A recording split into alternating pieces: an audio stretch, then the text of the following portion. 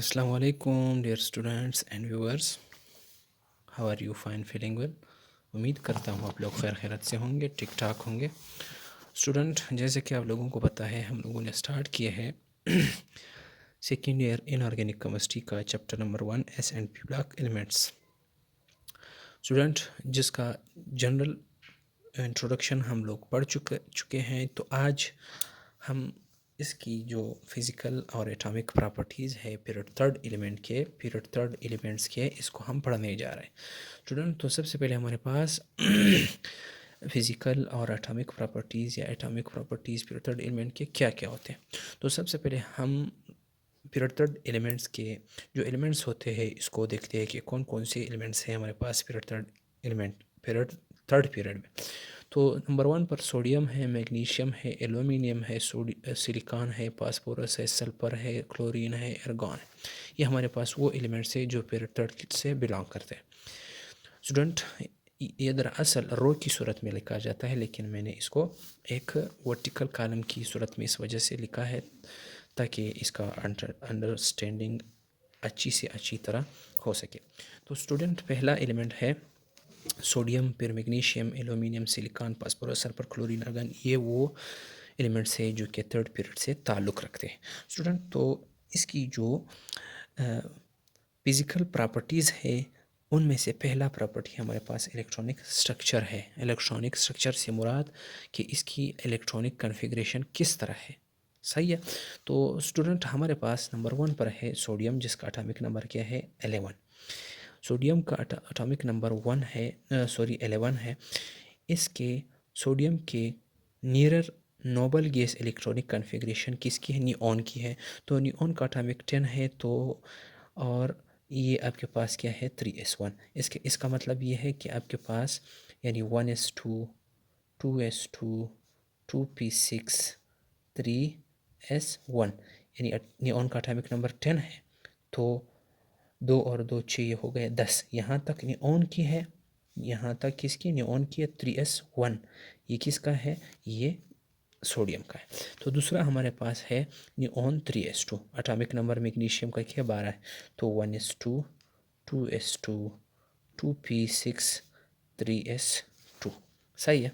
इसी तरह आपके पास एल्यूमिनियम का एटॉमिक नंबर क्या है? 13 है। तो नियॉन, यहाँ तक नियॉन, फिर आपके पास 3s2, 3p1, 1s2, 2s2, 2p6, 3s2, 3p 3p1, 3p1। समझ गए? तो इसी तरह neon 3s2, neon 3s2, 3p3, ये किसकी है? ये सिलिकॉन की है। 3s2, 3p2। फिर आपके पास फास्फोरस की है 3s2, 3p3। फिर आपके पास 3s2, हाँ 3s2। फिर आपके पास है 3p4। फिर आपके पास है 3s2, 3p5। फिर आपके पास 3s2, 3p6, किसकी? आर्गन तक। ये यहाँ तक सबकी क्या है? सेम है। सही है, यहाँ तक सबकी क्या है? सेम है। समझ गए? तो यहाँ पर लिखा है क्या? Across the period 3 of the periodic table from sodium to argon, each element has one more proton and one more electron than the one preceding it।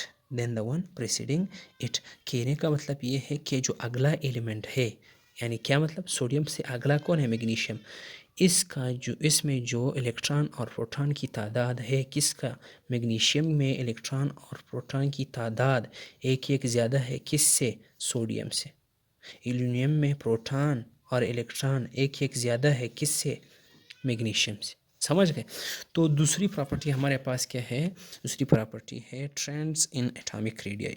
Atomic radii में क्या ट्रेंड्स है, क्या तब्दीली है? क्या ट्रेंड्स है, क्या तब्दीली है? स्टूडेंट, तो हमारे पास है, सबसे पहले हम इसकी डिफिनेशन को देखते हैं। एटॉमिक रेडियाई क्या होता है या एटॉमिक रेडियस क्या होता है? half of the distance between the atoms of two covalently bonded atoms is called atomic radii या atomic radius। half of the distance। Student, हमारे पास एक H2 मॉलिक्यूल है। फॉर एग्जांपल ये दो हाइड्रोजन, एक हाइड्रोजन एटम ये है, एक ये है।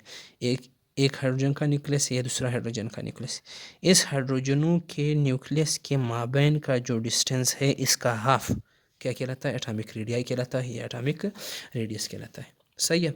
Half of the distance between the atoms of two covalently bonded atom, दो कोवेलेंटली बॉन्डेड एटम्स के न्यूक्लियस के बीच में जो डिस्टेंस है इसका हाफ क्या कहलाता है? एटॉमिक रेडियाई कहलाता है। या दूसरी डिफिनेशन है the average distance between the center of the nucleus to the outermost electronic shell of an atom, किसी भी एटम के न्यूक्लियस से लेकर उसके आखिरी शेल तक का जो फासला होता है इसको हम क्या कहते हैं? इसको हम कहते हैं एटॉमिक रेडियाई। समझ गए? तो the atomic radius is measure in nanometre और एंगस्ट्रम एंड पिकोमीटर। हम एटॉमिक रेडियस को हमेशा नैनोमीटर में या एंगस्ट्रम में या पिकोमीटर में क्या करते हैं? इसको हम मेजर करते हैं। जैसे कि 1 नैनोमीटर होता है 10⁻⁹ मीटर के, 1 एंगस्ट्रम बराबर होता है 10⁻10 मीटर के, 1 पिकोमीटर बराबर होता है 10⁻12 मीटर के। सही है स्टूडेंट?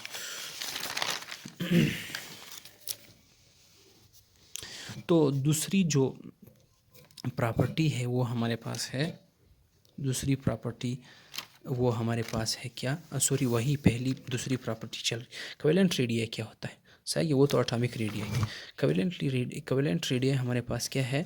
कोवेलेंट रेडियाई आपके पास क्या है? Half of the distance between the nuclei of two same atoms bonded through the covalent bond. मतलब वही है, जब कोवेलेंट बॉन्ड हो उसके जब दो एटम्स के न्यूक्लियस के बीच का जो डिस्टेंस होता है इसको फिर हम कोवेलेंट रेडियाई होता है। सिर्फ फ़र्क ये है कि वो हमारे पास कोवेलेंट बॉन्ड के थ्रू वो एटम्स क्या हो? वो बॉन्डेड हो। मेटालिक रेडियाई क्या होता है? Half of the distance between the nuclei of two adjacent atoms in the metallic cluster. Adjacent का मतलब क्या है? एक के बाद दूसरा, यानी ये आपके पास क्या है? Atomic metallic cluster. सबसे पहले मेटालिक क्लस्टर क्या होता है? फॉर एग्जांपल तुम्हारे पास एक मेटल है, इस मेटल में मुख्तलिफ़ किस्म के आयंस मौजूद होते हैं। सही है? एक ही तरह के आयंस होते हैं। सही है? यानी फॉर एग्जांपल ये आपके पास आयरन का एक टुकड़ा है, Fe आयरन का एक टुकड़ा है, इसमें बहुत से क्या मौजूद होते हैं? आयरन के आयन मौजूद होते हैं। अब ये इस पूरे को क्या कहते हैं? मेटालिक क्लस्टर कहते हैं। सही? क्लस्टर का मतलब क्या होता है? ग्रुप। मेटालिक का मतलब क्या है कि ये एटम्स जो है ये किसके एटम्स है? ये मेटल के हैं। तो क्लस्टर का मतलब होता है ग्रुप। अब आपके पास ये एक एटम है, ये एक आयन है किस चीज़ का? आयरन का। ये दूसरा आयन है किस चीज़ का? आयरन का। अभी इस आयन के न्यूक्लियस के माप से इस आयन के न्यूक्लियस के बीच का जो फासला होता है ये क्या कहलाता है? ये आपके पास कहलाता है ये कहलाता है मेटालिक रेडियाई। इसको हम क्या कहते हैं? मेटालिक रेडियाई कहते हैं। यानी एडजेसेंट एटम एक के बाद फ़ौरन दूसरा, इनके इन आयन के न्यूक्लियस के माबैन का जो फासला होता है इसको हम क्या कहते हैं? इसको हम मेटालिक रेडियाई कहते हैं। इसी तरह वन डर वाल्स रेडियाई क्या होता है? Half of the distance between the closest part of two atoms of element which are not chemically bonded. अब आपके पास जो वंडरवाल्स होता है, वंडरवाल्स रेडियाई क्या होता है? फॉर एग्जांपल तुम एग्जांपल ले लो किस चीज़ का? CH4 का। अब आपके पास एक ऐसा सिलेंडर है जिसमें CH4 मौजूद है, इसको आपने कंप्रेस किया। कंप्रेस करने के बाद CH4 का एक मॉलिक्यूल दूसरे CH4 मॉलिक्यूल के माबैन क्या हो गया? करीब आ गया। करीब आने की वजह से यहाँ पर जो है ये एक कार्बन, यानी एक CH4 के एक कार्बन का दूसरे CH4 के कार्बन के बीच में, यानी जो एटम्स होता है इनके न्यूक्लियस के बीच में क्या है? जो फासला है वो क्या कहलाता है? ये वंडरवाल्स रेडियाई कहलाता है। समझ गए स्टूडेंट? अब इसकी example Cl2 CH4 P4O6 P4O10, ये तुम्हारे पास सॉलिड फॉर्म में होता है, ये लिक्विड फॉर्म में होता है। सही है स्टूडेंट? अब जनरल ट्रेंड की जब हम बात करें किस चीज़ में, फिर थर्ड एलिमेंट के, वो क्या होता है? किस तरह होता है? तो जनरल ट्रेंड हमारे पास है the atomic radius generally decreases from sodium to argon across the period. जब हम क्या करते हैं? अक्रॉस द पीरियड जाते हैं, हमारे पास एटॉमिक रेडियस क्या होती है? वो कम होती जाती है। क्या होती जाती है, कम होती जाती है। फॉर एग्जांपल आपके पास सोडियम की 190 है, मैग्नीशियम की 145 है, एल्यूमिनियम की 118 है, सिलिकॉन की 111 है, फास्फोरस की 98 है, सल्फर की 88 है, क्लोरीन की 79 है, आर्गन की 71। यानी तुम जब जाते हो पीरियड में तो आपके पास एटम का जो साइज़ है वो क्या होता जाता है, श्रिंक होता जाता है। तो श्रिंक होने की वजह क्या है, क्योंकि अब this is due to increase in nuclear charge, क्योंकि आपके पास न्यूक्लियर चार्ज बढ़ रहा है। इधर क्या है, एटॉमिक नंबर 11 है, इधर 12 है, इधर 13 है, इधर 14, इधर 15, इधर 16, इधर 17, इधर 18। जितना न्यूक्लियर चार्ज बढ़ता जाता है तो आपके पास यहाँ पर क्या होता है, यहाँ पर आपके पास जो एटम में जो एटॉमिक रेडियाई होता है वो क्या होता है, वो डिक्रीज होती जाती है। सही है, इस वैल्यू से आपको बखूबी पता चल सकता है। सही है, that pulls the electron closer to nucleus. ये जो न्यूक्लियर चार्ज बढ़ रहा है, ये न्यूक्लियस क्या कर रहा है, ये आउटर मोस्ट शेल में मौजूद इलेक्ट्रॉन को अपनी तरफ खींच रहा है। खींचने की वजह से इसका साइज़ क्या हो रहा है, कम होता जाता है। दूसरी वजह भी है, ये भी है कि इधर एक इलेक्ट्रॉन है, इधर दो इलेक्ट्रॉन है, तो इस एटम में, मैग्नीशियम के एटम में दो तरफ से फोर्स लग रहा है न्यूक्लियस से। यहाँ पर 3 तरफ से फोर्स लग रहा है, यहाँ पर 4 तरफ से लग रहा है, यहाँ पर 5 से, इधर 6 से, इधर 7 से, इधर 8 से। तो जब 8 तरफ से न्यूक्लियस फोर्स लगा रहा है, न्यूक्लियस तो एक ही तरफ से लगा रहा है, लेकिन वो शेल में जो इलेक्ट्रॉन होते हैं वो 8 इलेक्ट्रॉनों पर फोर्स लगा रहा होता है। तो इस यहाँ पर जो है इसका साइज़ क्या होता है, यहाँ पर इसका साइज़ कम होता जाता है। सही है, the shielding effect remains constant due to having same number of core electron in the period. अब आपके पास जो शेल्डिंग इफेक्ट होता है वो भी कांस्टेंट रहता है, यानी एक ही रहता है। क्यों, क्योंकि यहाँ पर एक ही पीरियड में जो एलिमेंट्स होते हैं उसके नंबर ऑफ शेल्स क्या होते हैं, सेम होते हैं।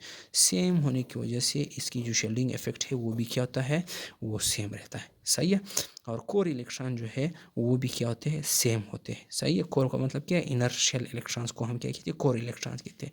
कोर इलेक्ट्रॉन्स क्या है, इनर शेल इलेक्ट्रॉन्स को हम कोर इलेक्ट्रॉन कहते हैं। सही है, एक आउटर शेल इलेक्ट्रॉन होते हैं जिसको हम बॉन्ड पेयर या लॉन पेयर कहते हैं, और एक आपके पास आउटर शेल यानी आउटर मोस्ट शेल के से पहले जो इलेक्ट्रॉन होते हैं उसको हम क्या कहते हैं, शेल में जो इलेक्ट्रॉन होते हैं इसको हम कोर इलेक्ट्रॉन कहते हैं। स्टूडेंट, उम्मीद करता हूँ आप लोगों को लेक्चर समझ आ गया हो। अगर लेक्चर समझ आ जाए तो एक रिक्वेस्ट है कि चैनल को सब्सक्राइब करें, शेयर करें अपने दोस्तों के साथ, ताकि और बेल आइकन को प्रेस करें ताकि नए आने वाली वीडियोस की नोटिफिकेशन आप लोगों को मिलते रहे। टॉपिक के अख्तिताम पर चाहता हूँ इजाज़त। अल्लाह हाफ़िज़।